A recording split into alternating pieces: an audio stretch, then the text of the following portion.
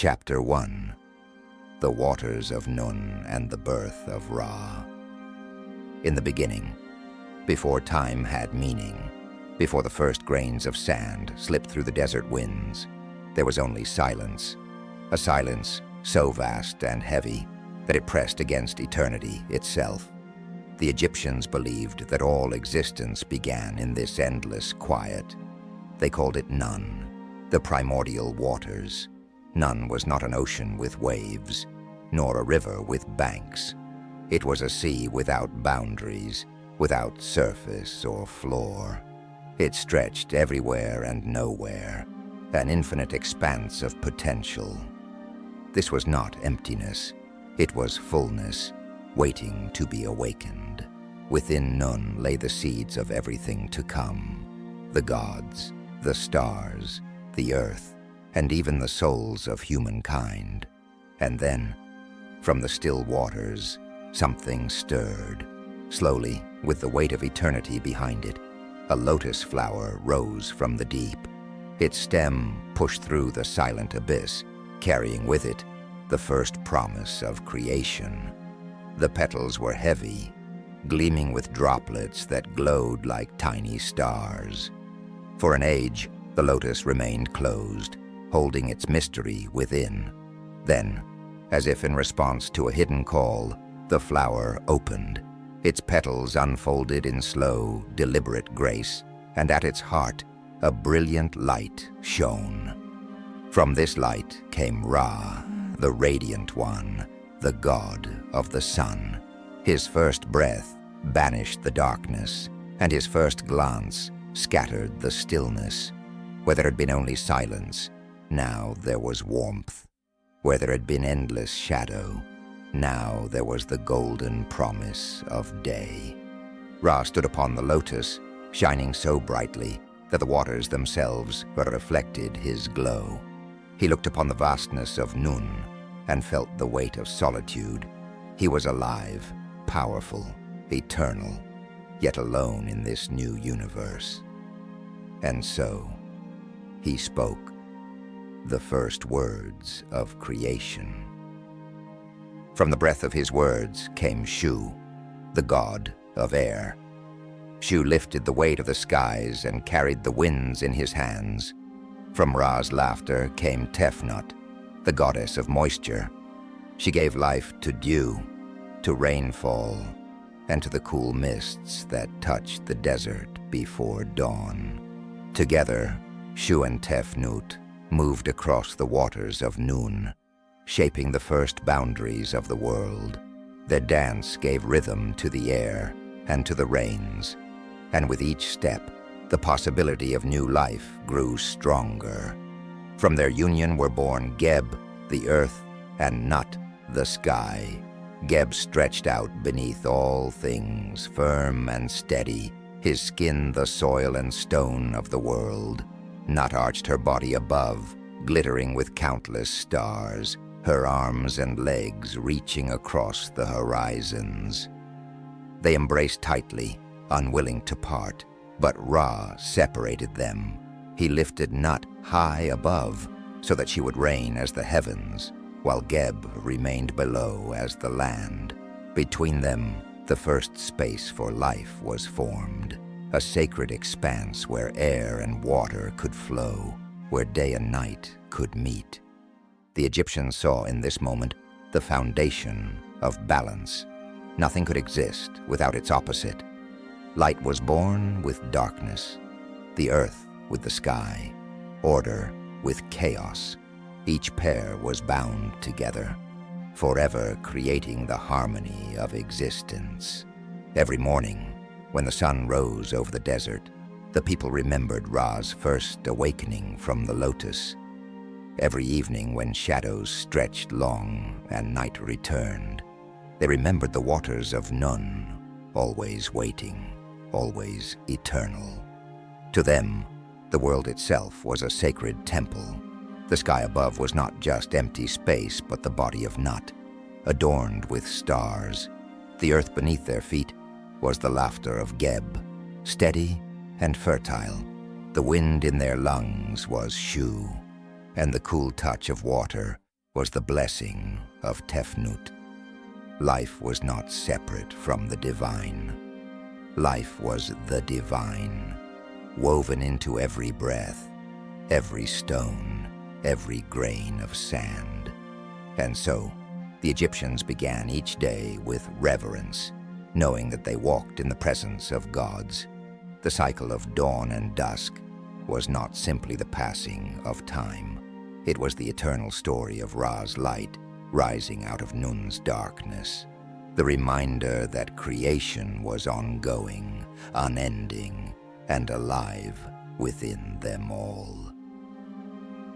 Chapter 2. Shu, Tefnut, Geb, and Nut, the balance of the world. When Ra's light first spread across the still waters, he did not wish to remain alone. From his own essence, he shaped two beings who would bring motion, rhythm, and harmony to the silent void. From his breath came Shu, the god of air. Shu was tall and graceful, carrying the invisible winds in his hands. He stretched his arms wide and filled the empty world with the currents of life. With Shu, there was no longer only stillness. There was the whisper of breezes, the rush of wind across the dunes, the promise of movement. From Ra's laughter came Tefnut, the goddess of moisture. Gentle and nurturing, Tefnut gave birth to the rains and mists that would one day kiss the desert. She was the cool dew that gathered in the morning, the nourishing drops that softened the land, the delicate balance that made growth possible. Together, Shu and Tefnut wandered the vastness, exploring the first boundaries of creation. Where they traveled, possibility followed. Their union gave rise to two new deities, two beings who would become the very foundation of existence. The first was Geb, the earth. His body was solid and unshakable. His laughter echoed in the mountains. His stillness rested in the sands, and his strength flowed in the stone and clay. Geb was patient, enduring, and fertile, offering himself as the ground upon which all life could walk. The second was Nut, the sky. She was graceful and vast, her body stretched endlessly above Geb. Her skin shimmered with countless stars, her arms and legs touched the horizons, and her curved form became the heavens themselves. Geb and Nut loved one another deeply. They held each other so tightly that no space existed between them. The earth embraced the sky, and the sky pressed down upon the earth, leaving no room for life to flourish. Ra saw this and grew troubled. He knew that creation could not grow in suffocation. For balance to exist, the earth and sky needed to be apart, yet forever bound by their longing. So Ra commanded Shu to separate them.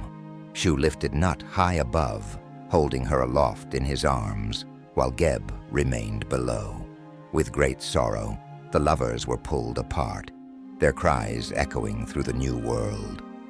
But in their separation, a sacred space was born, the space between earth and sky, the realm where air could flow, where rivers could run, where life could thrive. From that moment on, Nut stretched eternally above, her star-filled body arching across the heavens, while Geb lay below, his broad chest covered with fertile soil and stone. Shu stood between them, holding the sky aloft, his arms forever outstretched to keep balance in the world. Tefnut moved gently through this space, spreading her rains, her mist, and her nurturing touch. Together, the four gods formed the framework of creation: earth below, sky above, air between, and water flowing through all things. The Egyptians saw in this story the eternal truth of balance. The world itself was built upon harmony, not dominance but coexistence.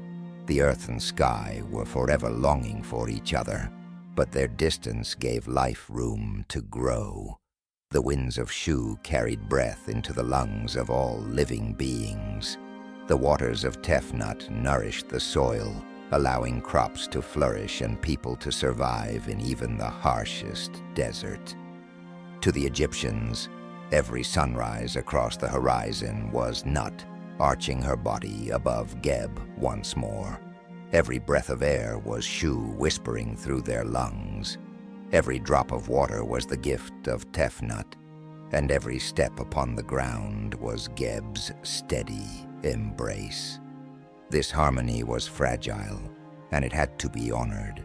To live in Egypt was to live in balance, between the flooding Nile and the barren sands, between the scorching sun and the cool night, between chaos and order.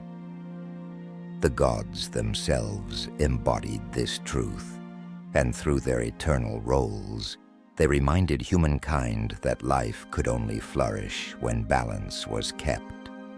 Thus the story of Shu, Tefnut, Geb, and Nut was not just a tale of gods. It was the story of breath, of water, of land, and of sky. It was the living structure of the world itself, the balance that made existence possible. And as the Egyptians lay beneath the night sky, looking up at Nut's glittering form, they knew that they lived within the embrace of gods, forever between earth and sky, forever part of the eternal balance. Chapter 3. Osiris, the kind ruler, and Isis, the protector. As the world unfolded from Ra's light and the balance of Geb and Nut, new gods came into being, each carrying with them the essence of life and death, of growth and decay. Among these gods was Osiris, the green-skinned king, and his beloved sister-wife Isis, the goddess of magic and protection. Osiris was unlike any who came before him. While Ra shone above as the sun, distant and radiant, Osiris walked close to humanity. He was kind, just, and wise, ruling with a steady hand. The Egyptians believed that Osiris was the first to teach people how to plant seeds in the fertile earth left by the Nile's floods, how to shape tools to harvest crops, and how to live together under the laws of justice and truth. Where Osiris walked, prosperity followed. The people flourished under his guidance, for he taught them not only how to grow food, but also how to honor the gods, how to respect the balance of life, and how to find peace in their communities. He was not only a ruler, but also a teacher, a protector, and a symbol of life renewed each year by the rising waters of the Nile. By his side stood Isis, the great enchantress. Her beauty was matched only by her wisdom, and her love for Osiris was unwavering. Isis was known as the mistress of magic, for her knowledge of spells and healing was unmatched. She was said to know the secret names of the gods themselves, names that carried great power. With her voice, she could heal the sick, protect the innocent, and call upon the forces of nature. But Isis was not only a sorceress, she was also the guardian of family and children, a goddess of compassion and devotion. To the Egyptians, she represented the fierce love of a mother and the unwavering loyalty of a wife. Her arms were seen as a shield, protecting all who sought her blessing. Together, Osiris and Isis ruled with balance. Their union was one of harmony, strength and compassion, wisdom and love. Where Osiris brought order, Isis brought healing. Where he gave structure, she gave warmth. The people adored them, and the land thrived under their reign. Yet in the shadows, jealousy stirred. Osiris's brother, Set, watched with envy. Where Osiris was loved, Set was feared. Where Osiris brought peace, Set embodied chaos. His heart burned with resentment, for he desired the throne for himself. He saw the joy of the people, the devotion they gave to Osiris and Isis, and his bitterness grew darker with every passing day. Still, for a time, the kingdom was whole. Osiris reigned with fairness, Isis with devotion, and together they became the image of balance that echoed through Egypt's myths. The green god and the goddess of magic were a pair unlike any other, rulers of life, of fertility, of love, and of the mysteries that bound the world together. To the Egyptians, Osiris was more than a king. He was the symbol of rebirth, a reminder that life could flourish even after death, just as the Nile brought fertile soil after each flood. And Isis was more than a queen. She was the embodiment of loyalty, the promise that love could heal all wounds and endure beyond the grave. As stories of their reign spread across Egypt, their names became sacred. Even in death, the people believed Osiris and Isis would remain, one as the ruler of the afterlife, the other as the eternal protector, guiding the living with her magic and shielding the departed with her love. And so, their story began, not in tragedy, but in light. Osiris, the kind ruler, Isis, the protector. Together they stood as the heart of Egyptian belief, the eternal pair whose love and sacrifice would shape the myths of generations to come. Chapter 4: The Betrayal of Set and the Death of Osiris. The kingdom of Osiris thrived. The fields along the Nile yielded harvests more abundant than ever before. The people lived in harmony, guided by laws that reflected justice, fairness, and reverence for the gods. Isis walked among them, healing, protecting, and teaching, while Osiris ruled with compassion and strength. But not all hearts were content. In the shadows, the red-skinned god, Set, brother of Osiris, grew restless. Set was the embodiment of chaos, of storms and wild deserts. He looked upon the adoration given to Osiris and Isis and felt only bitterness. While Osiris represented order and renewal, Set was feared as the one who brought disorder and destruction. His jealousy hardened into hatred. Set devised a plan. He would rid himself of his brother once and for all and take the throne of Egypt. To do so, he called upon his cunning and his cruelty, weaving a trap disguised as a gift. One evening, Set prepared a great chest, beautifully crafted, adorned with gold and precious carvings. Its design was perfect, but it held a secret. The chest was made to fit Osiris and Osiris alone. Not a single other god or man could lie within it and find it snug. Set then invited Osiris to a grand banquet, filling the hall with music, food, and laughter. The gods gathered, feasting and drinking, their voices echoing through the chamber. And when the moment was right, Set brought forth the chest. "Look upon this wonder," he said, his voice smooth with false warmth. "A gift I offer to whomever fits within it perfectly." One by one, the guests stepped forward, each attempting to lie within the chest. Some were too short, others too tall. The fit was never right. Laughter filled the hall as they tried, but Set's eyes never left Osiris. At last, Osiris himself approached. Trusting, gentle, and unassuming, he smiled at his brother's game. He lowered himself into the chest, stretching out his body.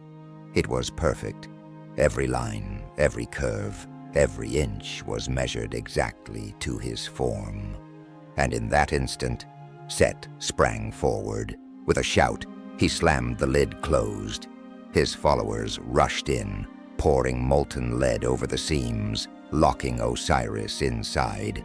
The chest became a coffin, and before the other gods could stop him, Set and his allies lifted it high and hurled it into the waters of the Nile.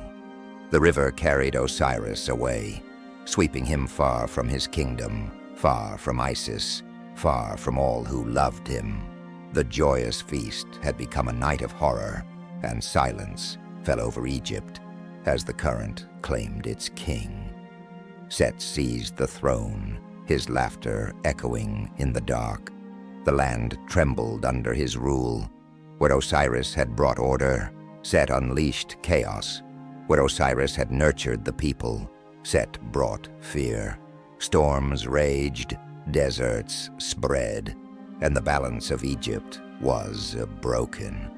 Yet even in grief, Isis did not falter. When she learned of Osiris's fate, her heart broke, but her resolve only deepened. She set out to search for the chest, her tears falling onto the sands as she wandered the length of the Nile. Those tears, the Egyptians believed, were the source of the river's flooding, her sorrow giving fertility back to the earth. For days and nights, she searched tirelessly, calling upon her magic, her wisdom, and her unshakable love. She would not rest until she found her husband, for Isis knew that Osiris was not truly gone. Even in death, he could return. And in her devotion lay the seeds of resurrection. Chapter 5. The Birth of Horus and the Great Battle. The Nile carried Osiris away, locked in the coffin crafted by Set. The waters drifted past reeds and villages, through wide bends and narrow channels, until the chest came to rest, far from home. There it remained, hidden, until Isis, guided by love and determination, at last found it. When she laid her eyes upon the chest, her tears fell once more, but this time with relief. She gathered the coffin into her arms, whispering words of sorrow and devotion. With her magic, she unsealed it, and there before her was the still body of Osiris, cold, silent, yet untouched by decay. Isis bent low, her voice trembling as she spoke words of power. She called upon the names of the gods, upon the forces of creation, upon her own unshakable will. Slowly, Osiris stirred. His chest rose with breath, his eyes flickered open, and for a brief moment, life returned to him. But it was not to last. Osiris's time in the realm of the living was over. The forces of death had already claimed him, and no magic, not even Isis's, could undo it completely. Yet in that fleeting reunion, Osiris and Isis conceived a child, a son who would carry their legacy, their hope, and their vengeance. That child was Horus. Isis hid away in the marshes of the Nile Delta, far from Set's gaze. There, surrounded by reeds and the quiet lapping of water, she raised her son in secret. Horus grew beneath her watchful eye, learning wisdom from his mother and strength from the memory of his father. She told him stories of Osiris's reign, of justice, of kindness, of balance, and she told him of the betrayal, of Set's cruelty, and of the duty that awaited him. As Horus grew, so did his power. His head was that of a falcon. His eyes gleamed like the sun and the moon, one bright with daylight, the other glowing with silver light. He became swift, fierce, and strong, embodying both the grace of the skies and the fury of the storm. When the time came, Horus rose from hiding to challenge Set. The battle that followed was fierce, raging across the heavens and the earth alike. The two gods clashed with fury, Horus seeking justice, Set seeking to cling to power. Their war shook the foundations of creation. Some tales say the battles lasted for 80 years, fought again and again, across deserts, rivers, and skies. In one struggle, Horus lost his eye, torn from him by Set's violence, but the god Thoth, master of wisdom, restored it, crafting the Eye of Horus, a symbol of healing, protection, and power. The eye became more than a gift to Horus. It became a symbol for all Egyptians, a sign of renewal and safety, painted on tombs and temples, worn as amulets to guard against evil. At last, the gods themselves gathered to settle the dispute.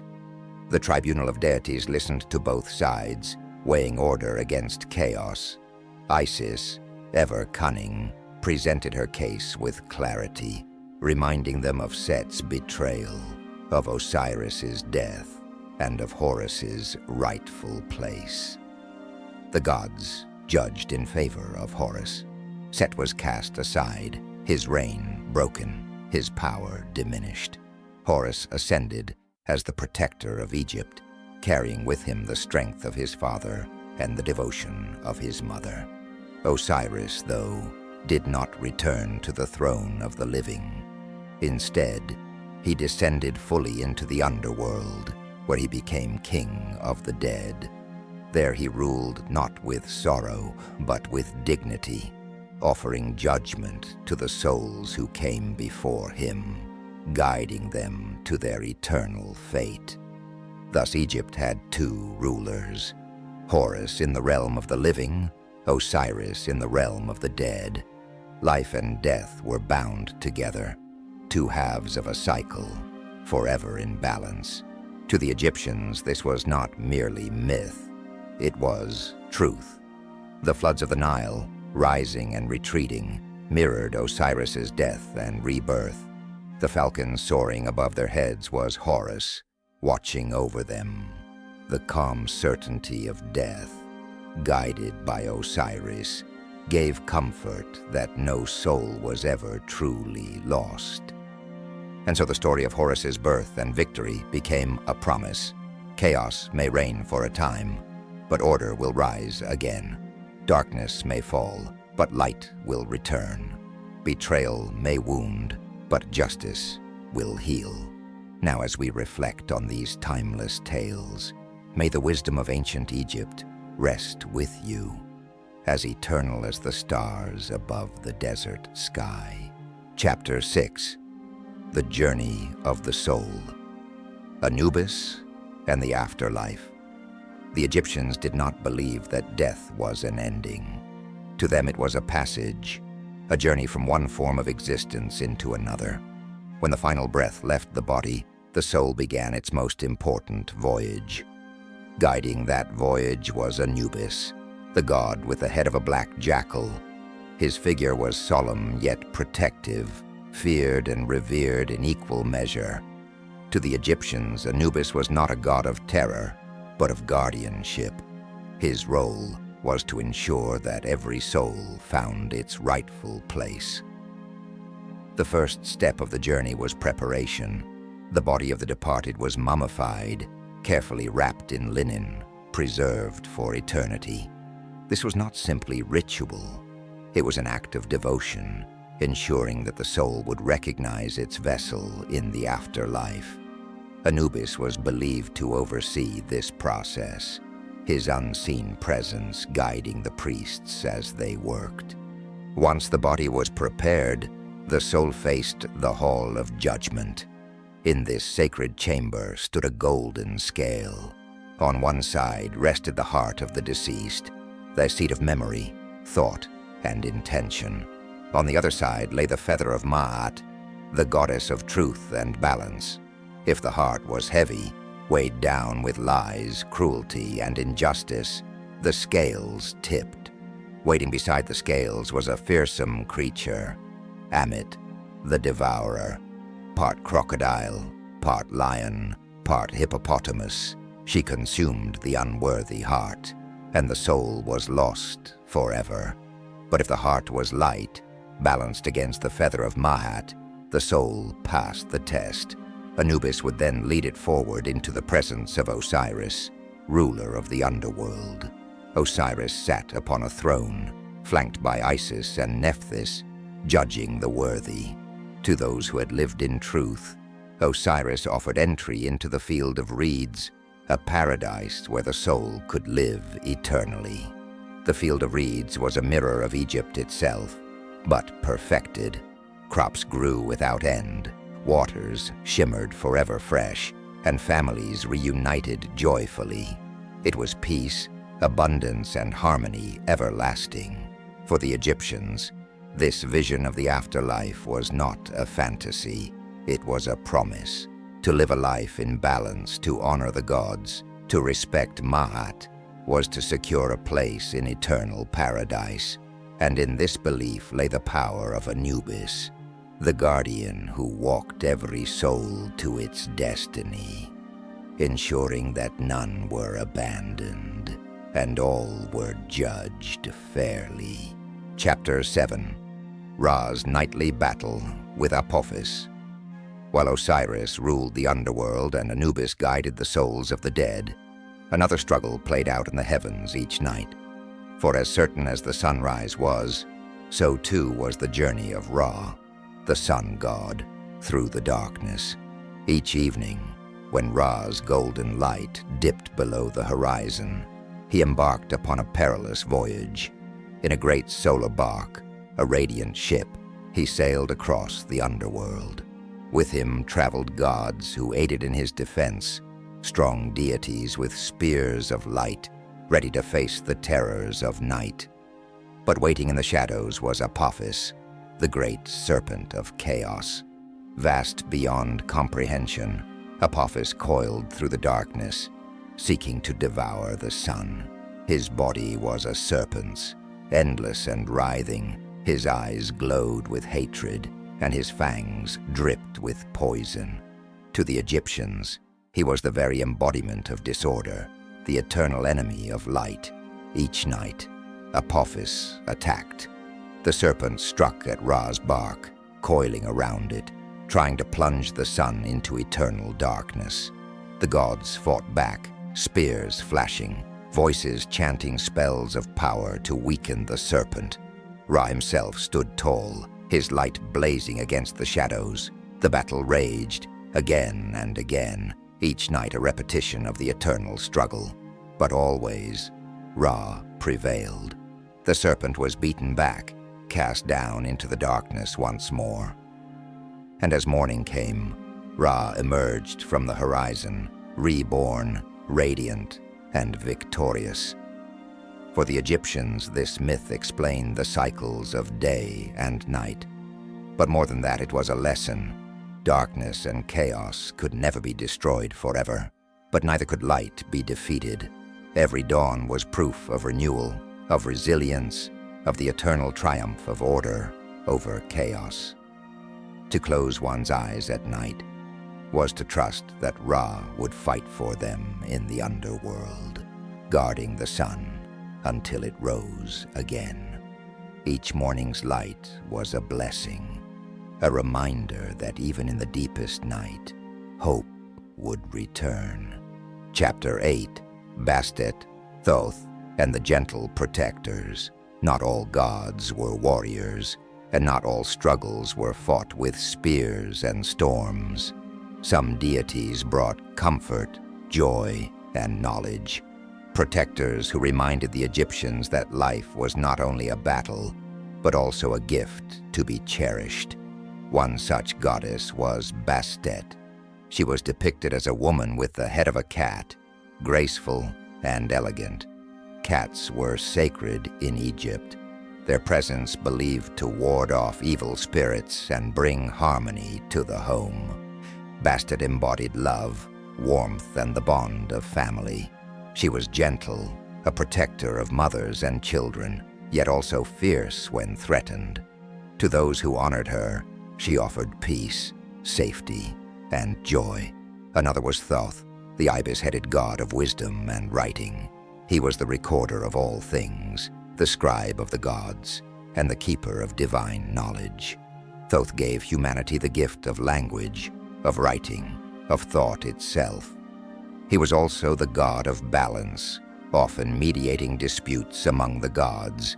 bringing reason where emotion threatened to overwhelm. Through Bastet and Thoth, the Egyptians found reassurance. Bastet reminded them of the comforts of home, of laughter shared among families, of the joy of companionship. Thoth reminded them of the power of wisdom, of the importance of truth, of the eternal record that no action could escape. Together they balanced the ferocity of Set, the solemnity of Anubis, and the radiance of Ra. They were the gentler voices of the divine, reminding humanity that life was not only about great struggles, but also about the quiet blessings of safety and understanding. For the Egyptians, to pray to Bastet was to ask for the warmth of love.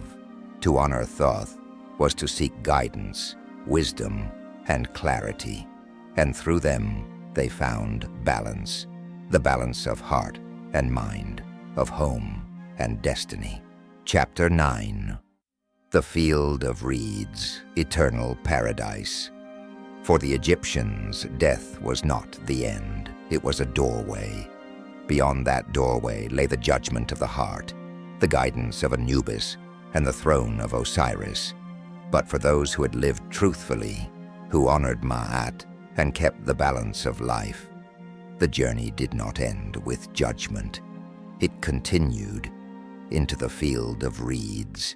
The Field of Reeds was paradise, the reward for a life lived in harmony.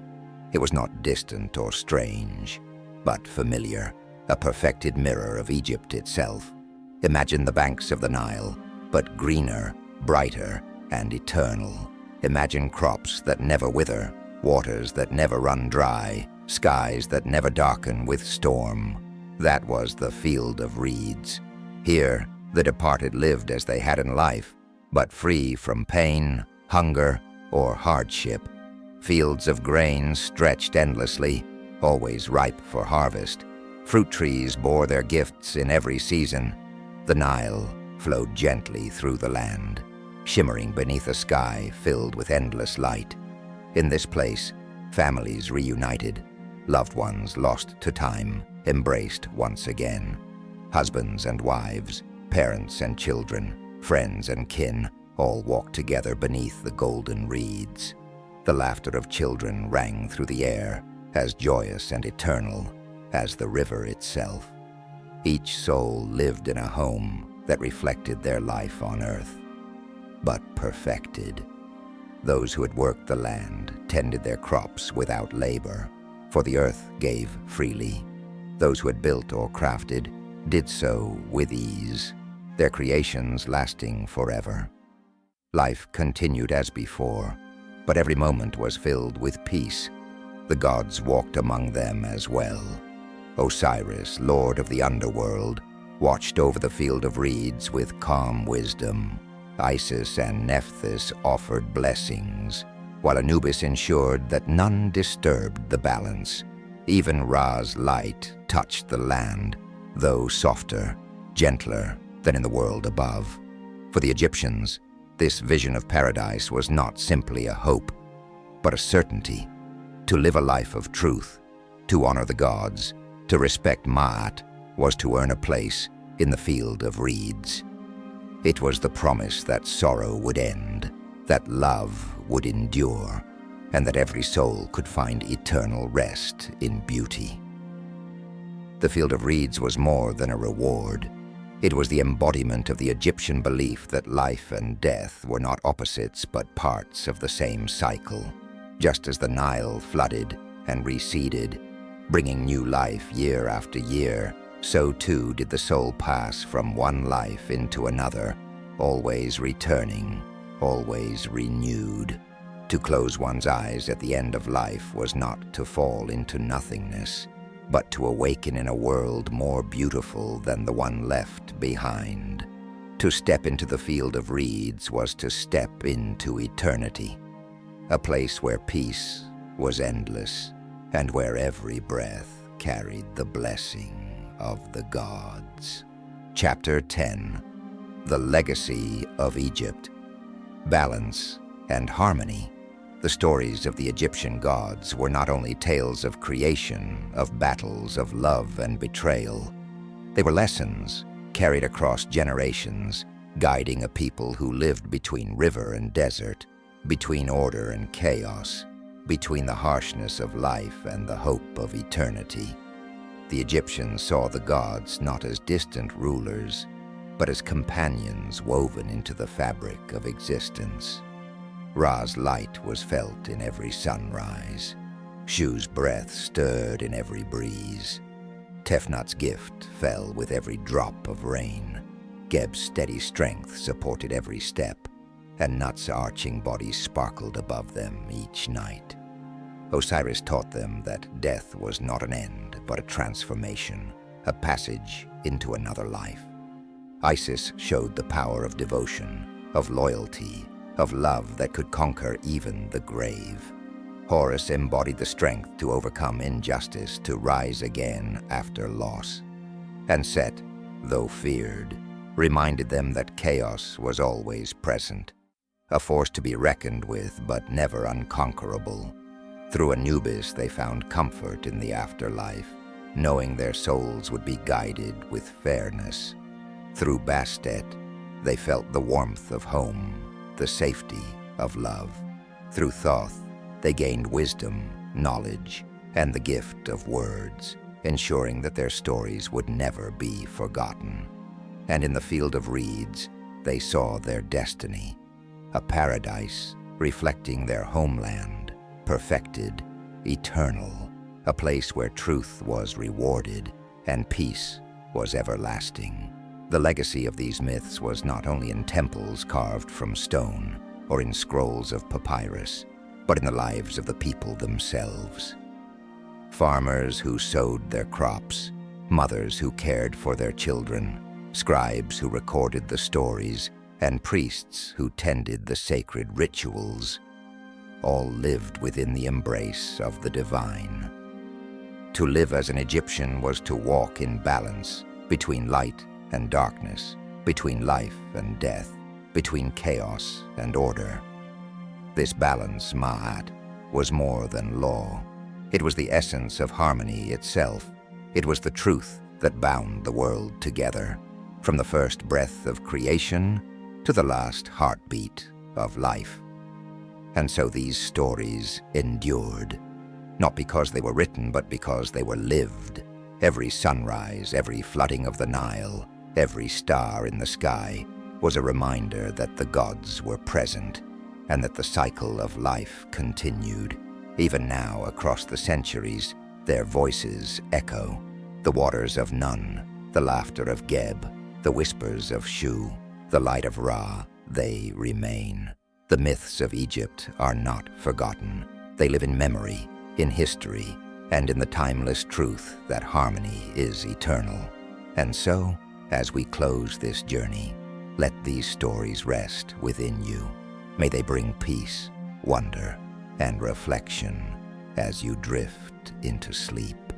For the gods of Egypt still speak, not in thunder, but in silence, in the stillness between breaths, in the rhythm of your heartbeat, in the balance of your dream.